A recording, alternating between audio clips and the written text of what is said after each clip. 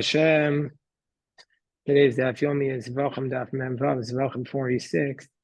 Today's daf we're going through. It's the last full daf in this very challenging chapter. Chapters 2 through 4 discuss Pigul, and we're coming to the end of the discussion. And the next chapter is a completely different chapter, which we should all be familiar with from our daily morning routine of prayers. So the Mishnah had said on the top of 46a, 2 lines from the bottom, the Mishnah had said that you're not going to be liable for if you're tameh when you eat the blood. If you're not going to be liable for eating blood for the prohibitions of no sar of expired sacrifices for tumah, or if you're tameh, you're going to be liable for other things, but you don't have those liabilities. So the Gemara is going to prove that, but before it gets into that, it discusses how come the laws of me'ilah, which is misappropriation of temple property, do not apply to blood. So, minani mili, how do we know that me'ilah, that you're not allowed to misuse temple property, does not apply to blood? Amar ula, amar kra, the pasuk, it's based on the verse. It says, V'anina sativ lachem. It says, God says that I give to you the sacrifices for you on the altar to serve as an atonement, because the blood is in the soul. Meaning to say, Shachem, it's not the temples, it's yours. And so therefore you're not liable for Me'ilah. The Be'er Bishmal Tana, he has a different source. We're going to see three attempts, or three possibilities. He has a different source. That the blood is there to serve you as an atonement, which means l'kapar nasativ Me'ilah. I gave to you the blood as an atonement, but not for misappropriation. You're not liable for Me'ilah. Third approach is from Rabbi Yochanan. Rabbi Yochanan says, Amar Kra, it says in the pasuk, the word who appears twice. It says, Ki nefesh habasar badam, hu badam. Ki nefesh habasar badam. It states in the pasuk, hold on one second, it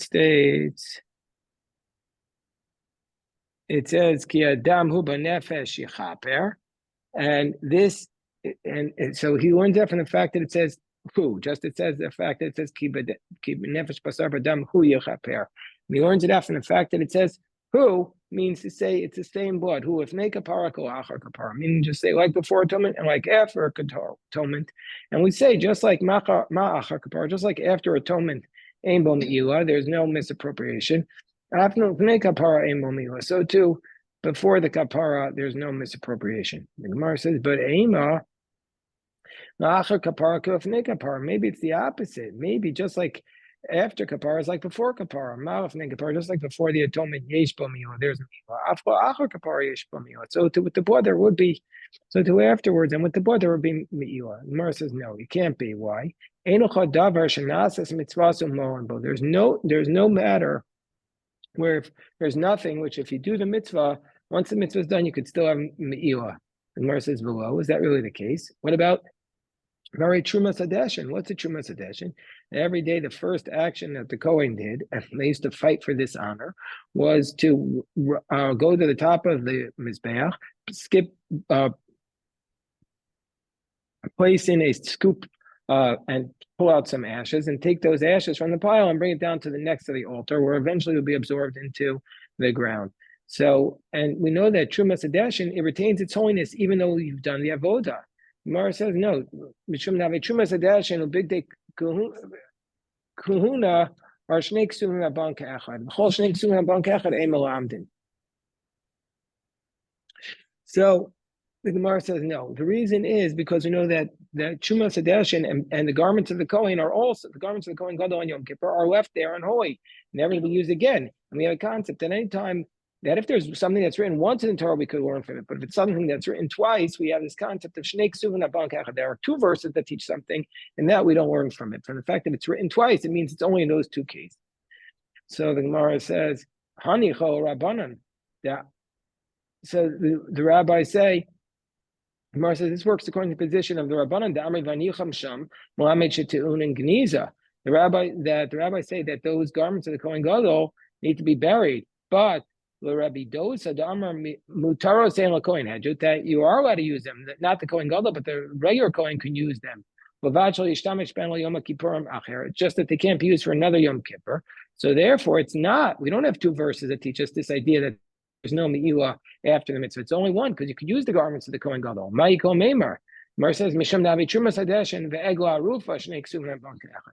We know because the Trumas Hadeshen and the Egla Arufa, the Egla Arufa is the calf that they would take into the wadi and break its neck after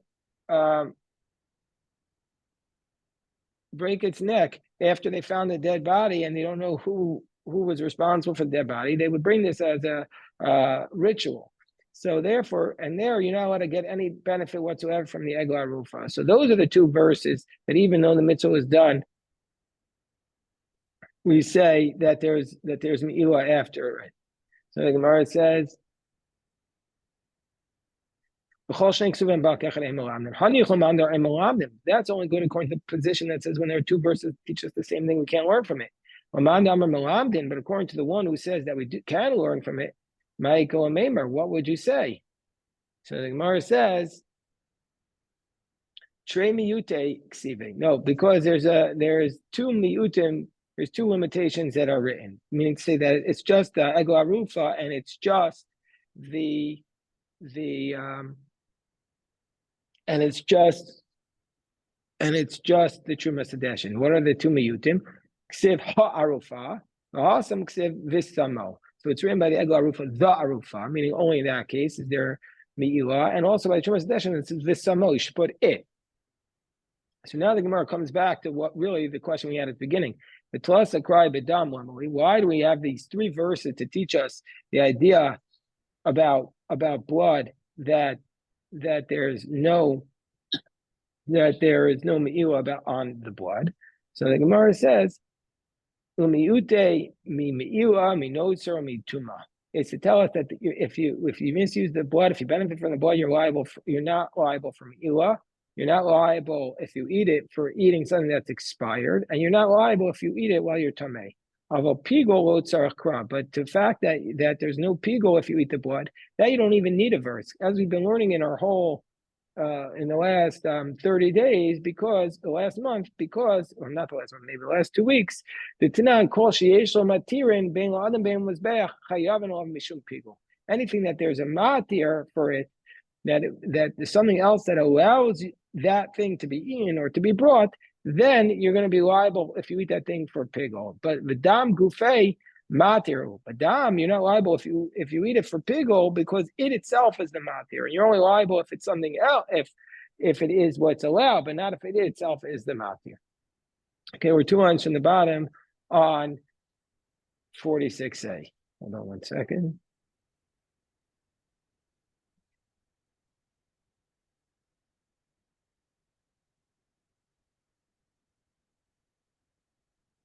Hold on 1 second. I'm just thinking about something.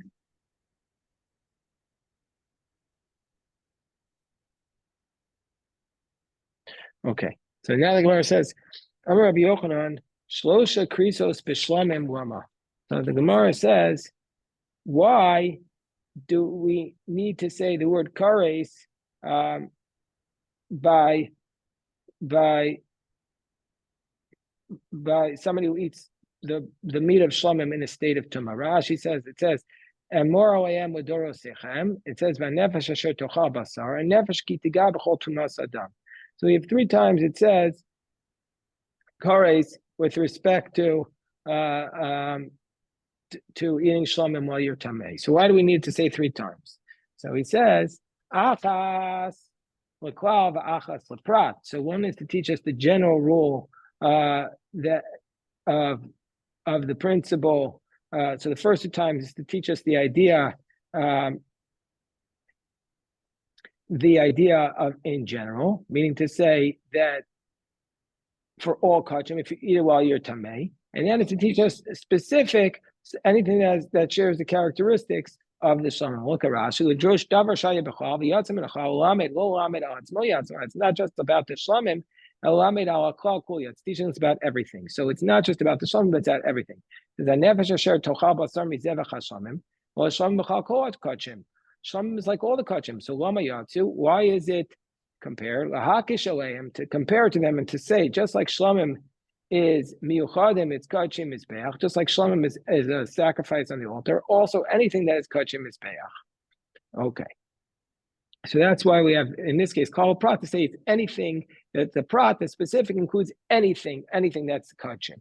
And then why do we have va'achas? And then at the end is l'dvarim shein nachon. That if you're tamei and even you eat those things that are not usually edible, but they're sacred, then you're going to be chayav kari. So Rabbi Shimon da'amar dvarim shein nachon, those things that are not edible but they're sacred, ein chayav olam mishum tuma.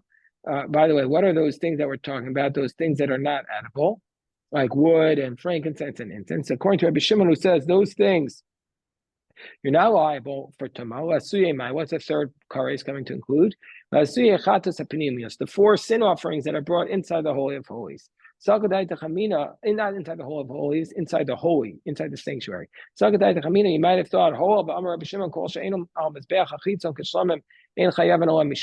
might have thought because Rabbi Shimon says that pigul only applies to offerings on the outer altar, so we're also not going to say you're liable if you eat it in a state of ritual impurity. Kamashma, we don't say that.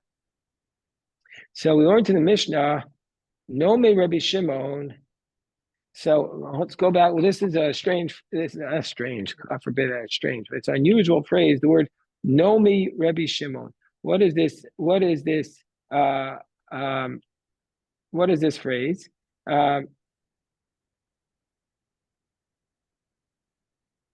So Rashi is a very beautiful Rashi. I want to just quote this because the phrase "know me" is unusual. So Rashi says, "Kach shamati mi beis midrash shel Rabbeinu Yaakov." This is what I heard from the beis medrash of Rabbeinu Yaakov. Rashi had a few rabbis, and one of the ones he was most respectful to is Rabbeinu Yaakov Bar Yakar, and he says as follows. So he says as follows: Shekach Pirsha Rabbeinu Meshulam Bar Kolonim is Gaon B'Shas Misasu. While he was dying. Can you imagine? He's dying, and he says, "What does the word nomi mean?" It's an unusual word. That it means nomi Rabbi Shimon is kamo Amar Rabbi Shimon. It means like Rabbi Shimon said. B'Svar Maya Kasuv Hadam V'Imo, and in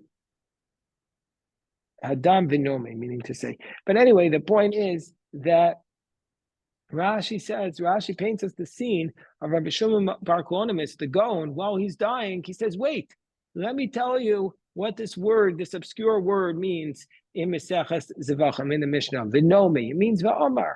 It means Amar Rabbi Shimon. Can you imagine? While you're passing from this world, you have the presence of mind to share that teaching about the daf. So, okay, so we go back to the text. Nomi Rabbi Shimon, we learned from our Mishnah, Rabbi Shimon argues with Tanna Kama. He says that you're not liable. Let me just read the text of the Mishnah again. That Nomi Rabbi Shimon,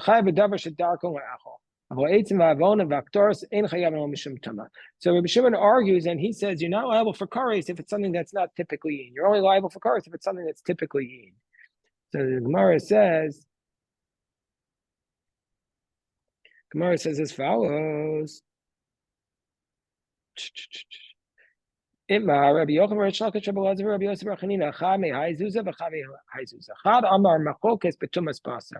That where is Rabbi Shimon arguing with the Rabbanan? Only with as it relates to say if you're liable for tumah for those things that are not edible to eat, that's only betumas basar. In a case where the kachim itself became tamei, that there the chachamim are of the position that even if you eat something that's tamei, you're going to be liable because of the extra word v'abasar. But tumas aguf, but if you yourself are tamei, divrei akol ain't okay. Everybody's going to say you don't get lashes. The chad amar, and one is other position. Machokas bezud kach machokas bezud. Whereas the other one says no, they argue both if you're tamei and if the item is tamei.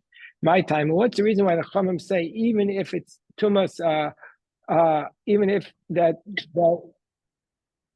what's the reason why the chachamim say you're liable even if there is the item itself is tamei? Even the karina beiva basar asher yigah b'chol tamei. Karina be v'tumas olav. Since we say the basar is in anything that you touch, v'tumas olav, meaning say when it's tamei. Whereas a different approach is taken by Rav Tavyumi Masni Achi. Rav Kahana Masni Achi. That's what Rav Tamuna said. Rav Kahana said, Chame Hai Zuzah, Chame Hai Zuzah. Here, Zuzah means a zug, it means a pair. They said about this other seifa on the concluding clauses, this whole discussion. Chad Amar Machokes Betumas Aguf, that the whole dispute is where the person is tamei. Betumas Basar, but where the item itself is tamei, Divrei Akoloka. Even Rabbi Shimon would say you're going to get lashes. No, they argue in both cases. It's logical to say they argue in both cases. My time.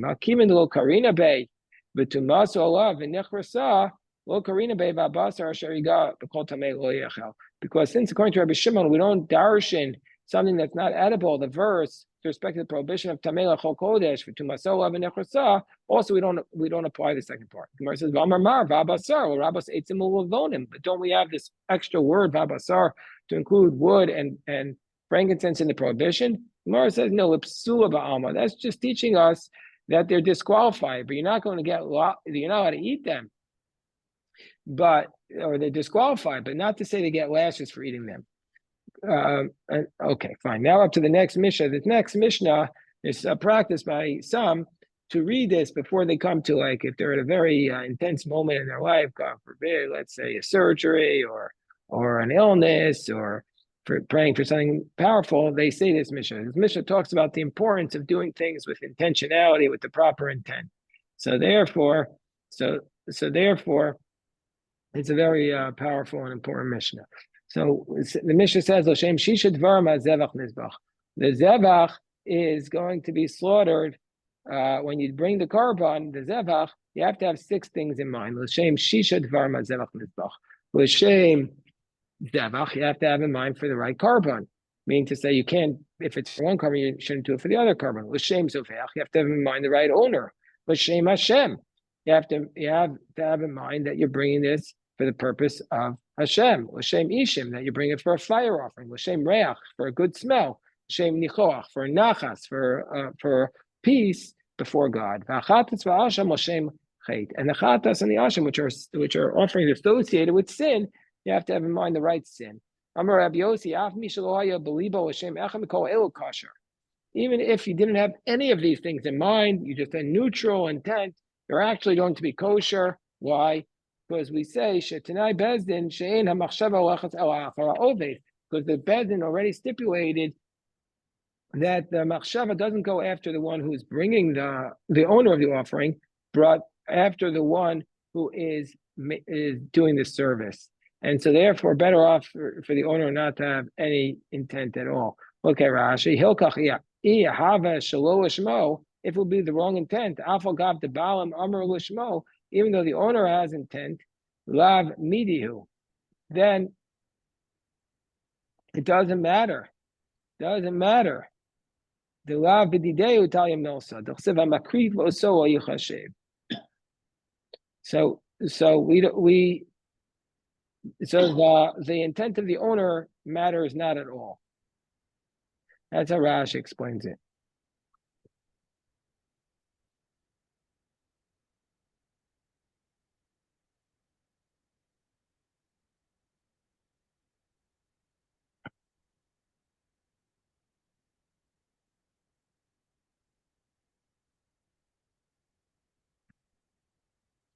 The Rambam has a different explanation. The Rambam says that when the Chachamim say you need to have 6 things in mind, that's about the owner, because they need to have the proper intent for these 6 things. And Rabbi Yossi argues, and he says, even if somebody did not have even if the owner didn't have anything in mind, korban is kosher, because you don't need any intent from the owner. It's enough with the intent of the one who's of the kol.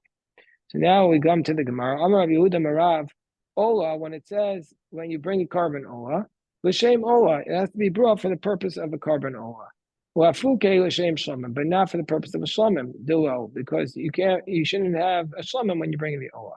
Ishay, when you bring a fire offering, l'shem ishim, it has to be for fire offering, that you shouldn't bring it with the intent to make it roasted, but rather with the intent that the fire will completely eat it. To bring it as a sweet smell before God. To bring it to exclude the limbs that are first roasted and then brought up. That you shouldn't do. Then it wouldn't be a good smell on the altar. The hell that you first roasted and then brought up, then it doesn't have the sweet smell. To give God nachas ruach, to give God nachas. Hashem, that how do we give God nachas? That God said something and He created the world, and by doing what He said to us, that's how we bring nachas to God. If you take a sin offering and you slaughter it for a different carbon, that's going to be disqualified. But if you bring it for a chulin, it's going to be kosher. My time of the Rav. What's the reasoning of Rav? Because it says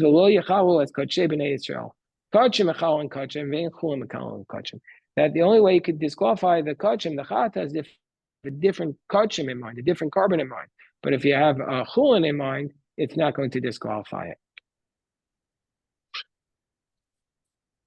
Masiv Rabba, Amar Rabbi Yossi, Af Mishlo Haya Belibo L'Shem Echa Mikol Elu Kasher. So Rabba challenges Rav. He says Rabbi Yossi, even somebody who didn't have in his mind for any of these things is kasher, Shutanai Bezdin. So Taima, that what's the reason? Shaloya Belibo Klal, Haya Belibo L'Shem Chul Impossible. Isn't the implication?